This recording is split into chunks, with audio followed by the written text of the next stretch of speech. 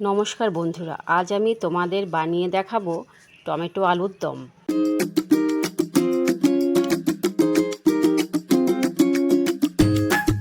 চলো তাহলে বানানো যাক। প্রথমে ছোট আলুগুলোকে ভালো করে ধুয়ে সেদ্ধ করে আলুগুলো ছুলে নিয়েছি। এদিকে শুকনো লঙ্কা, আদা, রসুন, জিরা, ধনিয়া ভালো করে বেটে নিয়েছি। এবারে কড়াইতে সর্ষের তেল গরম করে আমি আলুগুলো লবণ হলুদ দিয়ে ভালোভাবে ভেজে নেব। তোমরা চাইলে রান্নাটা সাদা তেলেও করতে পারো।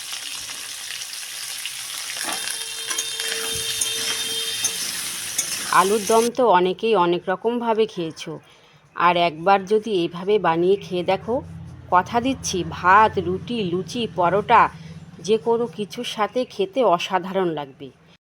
এবার তুলে নিয়ে জিরা, তেজপাতা ফোড়ন দিয়ে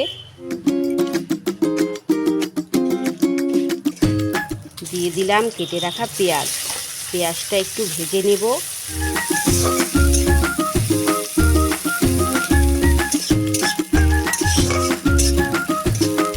দিয়ে দেব টমেটো, লবণ, হলুদ, চিনি।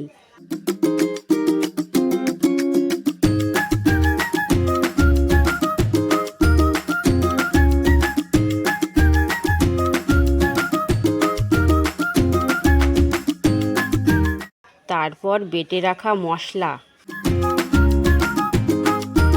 অল্প জল,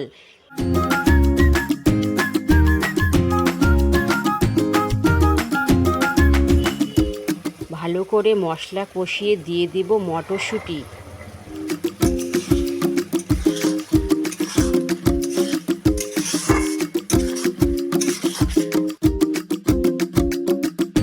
আবারও ভালো করে ভেজে দিয়ে দেব ভেজে রাখা আলু।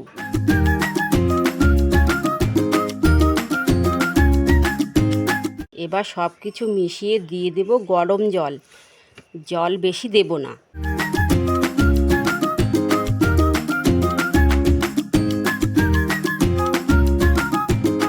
জল ফুটে গেলে গরম মশলা দিয়ে মিশিয়ে নামিয়ে পরিবেশন করব।